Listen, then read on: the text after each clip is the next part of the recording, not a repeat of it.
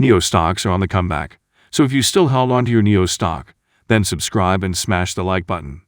Okay guys, in a new note released after the US markets closed on Wednesday, Mizuho analyst Vijay Rakesh initiated coverage of Nio with a buy rating and a price target of $60.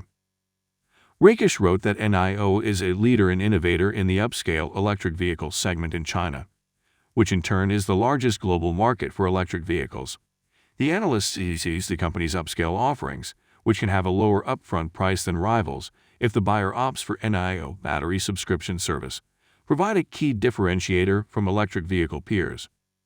Rakesh thinks Nio has significant upside ahead as it expands within China and when it enters the European market later this year. During Nio's fourth quarter earnings call on March 1, CEO William Ben Lai confirmed that Nio plans to begin sales in Europe sometime in the second half of 2021.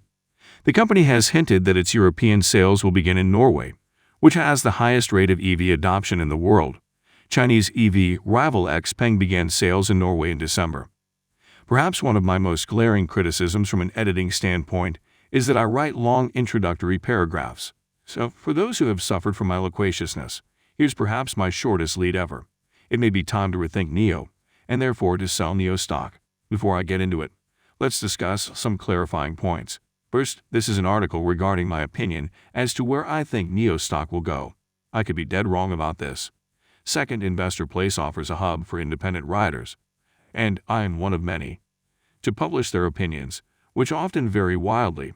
Some of my peers on this site remain bullish on Nio stock. Finally, if you are bullish on Nio stock at this moment, and you only want to hear opinions that align with your perspective, then honestly it doesn't make sense to read this article any further.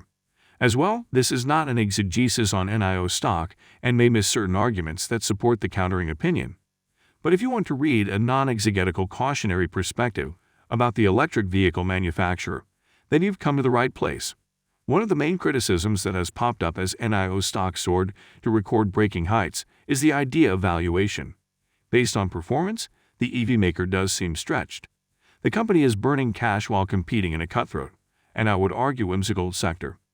Sure, you can make the argument that Nio is an aspirational company, and that its specific aspirations, providing an alternative to high-end EV brands, make the present valuation metrics worthwhile, and that will be true if the company delivers on said aspirations. Nio stock may have a consumer-level valuation problem.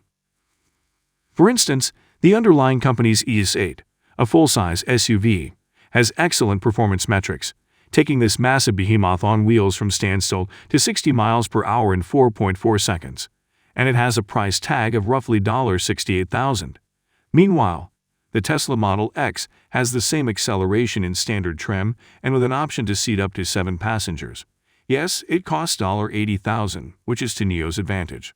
However, when you're talking about cars priced above $50,000, consumers probably care less about saving money and more about tangible and intangible attributes, such as reliability, access to service, and social cachet. Having really spearheaded the EV movement, I believe more consumers will pass on the discount and go with Tesla, if given the choice. Also, Nio will likely need to give much more of a discount as automotive heavyweights enter the EV scene.